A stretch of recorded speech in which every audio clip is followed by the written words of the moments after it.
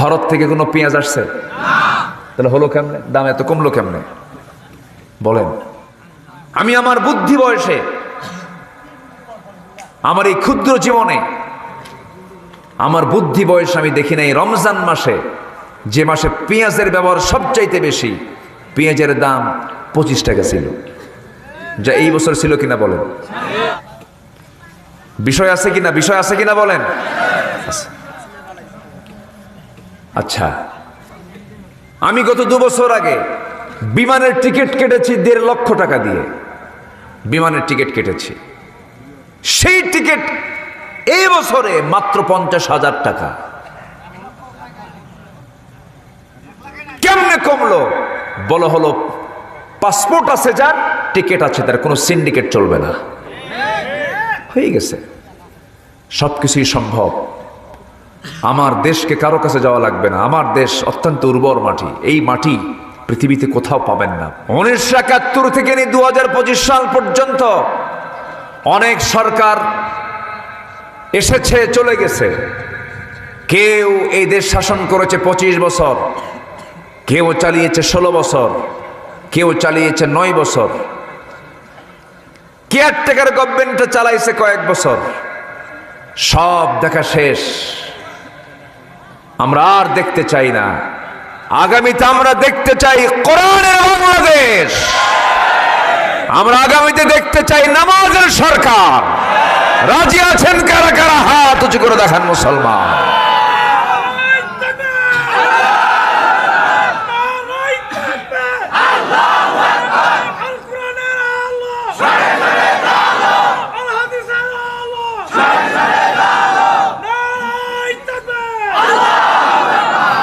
আল্লাহ কবুল করুন। জোরে বলি আমিন।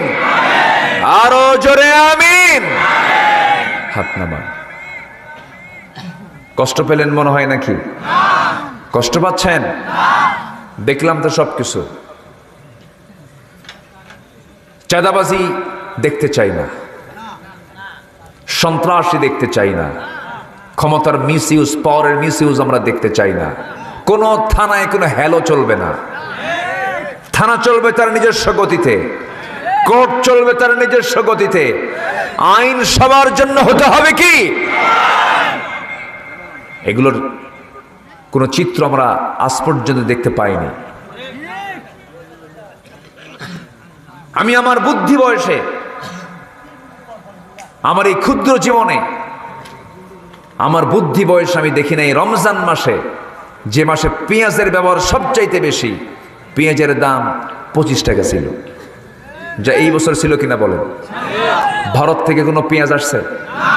তাহলে হলো কেমনে? দাম এত কমলো কেমনে বলেন? বিষয় আছে কিনা? বিষয় আছে কিনা বলেন?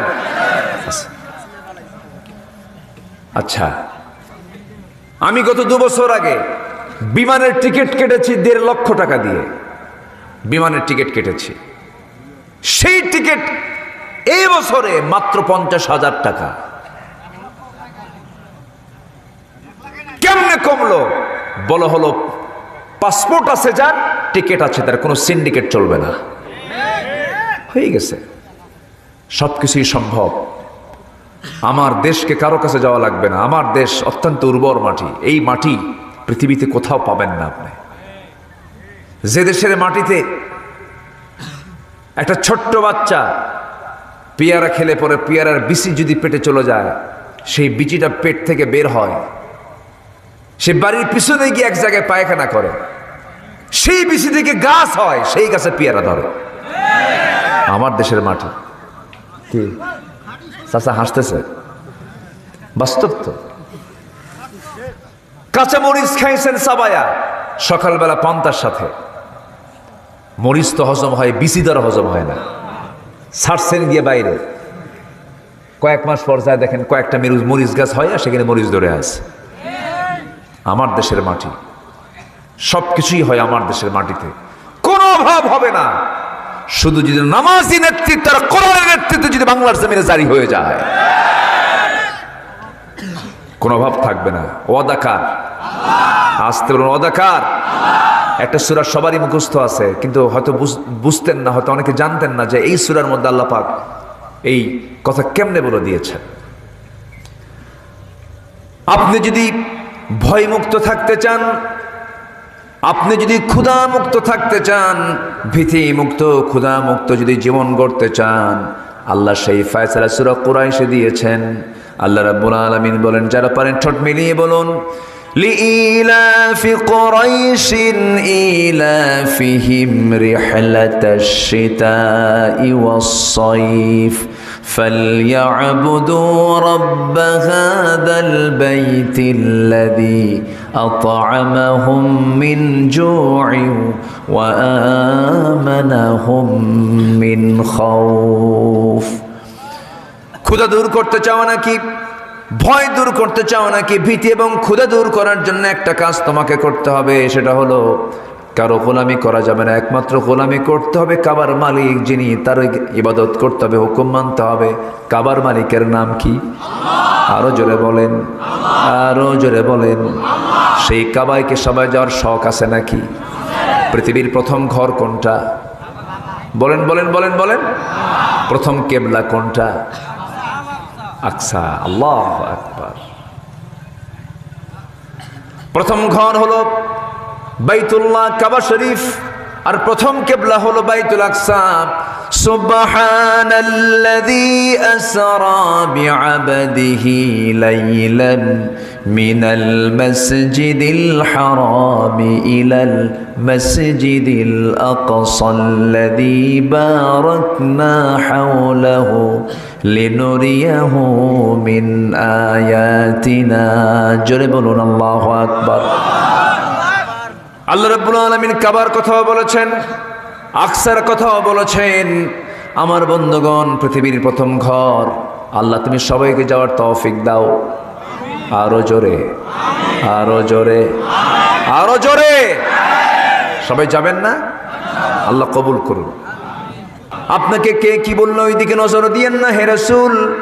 আপনাকে পাগল বলুক, জাদুঘর বলুক, যে যা বলুক, সে বলতেই পারে বলুক, আপনার মনক্ষুণ্ণ হওয়ার দরকার নাই। আমি আল্লাহ, আমি আপনাকে সুমহান চরিত্র অধিকারী বানায়া দিয়েছি। জোরে খান সুবহানাল্লাহ। আমার নবীর সার্টিফিকেট দিয়েছেন কে? আসতে বলবেন না কে? আমরাও যেন সার্টিফিকেট পাই কার কাছ থেকে? দুনিয়ার কারো কাছ থেকে সার্টিফিকেট নেওয়ার কোনো দরকার নাই। আমার সার্টিফিকেট দরকার কার কাছ থেকে? আল্লাহ বলছেন কিছু কাজ করে আসো, আমি তোমাকে সার্টিফিকেট দেব।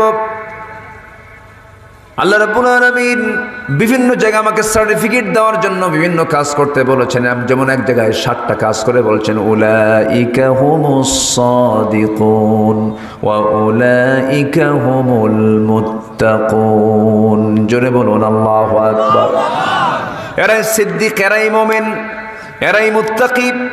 আল্লাহ রাব্বুল আলামিন বিভিন্ন জায়গায় আমাদেরকে আমলগুলো শিখাইয়া দিয়েছেন। সব কোরআন থেকে আমরা খুঁজে খুঁজে বের করব। আসুন না নবীর জীবন থেকে কিছু আদর্শ আমরা খুঁজে বের করি, আমাদের জীবনে এগুলোকে ট্রিট করি।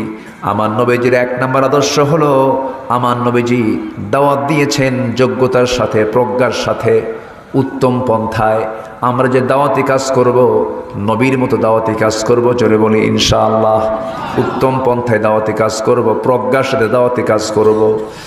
আল্লাহ রাব্বুল আলামিন বলেন, উদউ ইলা সাবিলি রাব্বিকা বিল হিকমাতি ওয়াল মাউইযাতিল হাসানাহ ওয়াজাদিলহুম বিল্লাতী হিয়া আহসান ইন্না রাব্বাকা হুয়া আ'লামু বিমান দাল্লা আন সাবিলিহি ওয়া হুয়া আ'লামু বিল মুহতাদিন। জোরে বলুন আল্লাহু আকবার। সূরাতুন নাহাল আয়াত নাম্বার 125। নাহাল মানে কি বলেন? বলেন বলেন বলেন। মৌমাছি। কি সুন্দর জবাব দিয়েছেন, বলি আলহামদুলিল্লাহ। সূরার নাম কি? নাহাল। নাহাল মানে হলো মৌমাছি। অর্থাৎ কোরআনে কারিমে একটা সূরার নাম আছে মৌমাছির নামে। আবার এই যে আমি কথা বলছি, এগুলো লোহা, লোহা নামে সূরা আছে না নাই বলেন? সূরাতুল হাদিদ। লোহা নামে সূরার নাম থাকলো, হাতি নামে সূরার নাম থাকলো, মৌমাছির নামে সূরার নাম থাকলো, সূরাতুন নামাল পিঁপড়ার নামে সূরার নাম থাকলো। কেন? কোরআন শুধু যদি ধর্মের কিতাব হতো, এই সমস্ত বিষয়ে তো আসার কথা নয়। লোহা নিয়ে আল্লাহ রাব্বুল আলামিন কথা বলেছেন। প্রাণী জগৎ নিয়ে কথা বলেছেন, অর্থাৎ মানব জীবনের জন্য যা কিছু প্রয়োজন সব কিছু আল্লাহ পাকের মধ্যে বলে দিয়েছেন। কোরআন তো পৃথিবীর কোনো ব্যক্তির রচনা নয়, কোরআন সম্পূর্ণ নাজিল হয়েছে কার কাছ থেকে? এই লোহাটা কার? বলেন, এই লোহাটা কার? লোহার কোম্পানি যা আছে, rod factory, BSRM, KSRM, AKS, বিভিন্ন কোম্পানির নাম আছে না? লোহা কি তারা বানায়? লোহা পৃথিবীর কেউ বানাতে পারবে না। লোহা এটা আল্লাহর পক্ষ থেকে, আসমান থেকে নাজিল হয়েছে। এটা জোরে কোন সুবহানাল্লাহ। দিনাজপুরে কিসের খনি আছে বলেন? বলেন, কয়লার খনি। খুব বেশি কি দূরে? এই তো কাছাকাছি। কয়লার খনি যা আছে সেই খনিটা কোথায়? মাটির উপরে না মাটির নিচে? নিচে। গ্যাসের খনি কোথায়? বলেন বলেন। স্বর্ণের খনি কোথায়? মাটির নিচে। লোহার খনি কোথায়? লোহাটা কোথায় ছিল? না, আইডিয়া করে কোনো কথা বলা যাবে না। কোরআনকে প্রশ্ন, কোরআন বলো লোহা কোথায় ছিল? সুবহানাল্লাহ বলবেন না? আল্লাহ, কোরআন কি জবাব দিতে পারে না? আচ্ছা, পারে কিনা? পারে কিনা? পারে। কিন্তু জবাব তো এখান থেকে নেই না। আমরা দল করব, একটু প্রশ্ন করি না, আল্লাহ তোমার কোরআনে তুমি কি বলেছো, কোন দলটা করতে হবে? মোসাড়ু দল, বেনামাজি দল, চোরের দল, না কোন দল? কোরআন তুমি বলে দাও। এই প্রশ্ন তো আমরা কোরআনকে করি না। ওই সমস্ত নেতৃত্ব মানার দিন শেষ, যে নেতৃত্বে নামাজ নাই, যে নেতৃত্বে নামাজ নাই, যে নেতৃত্বে আল্লাহর দিন কায়েমের কথা নাই।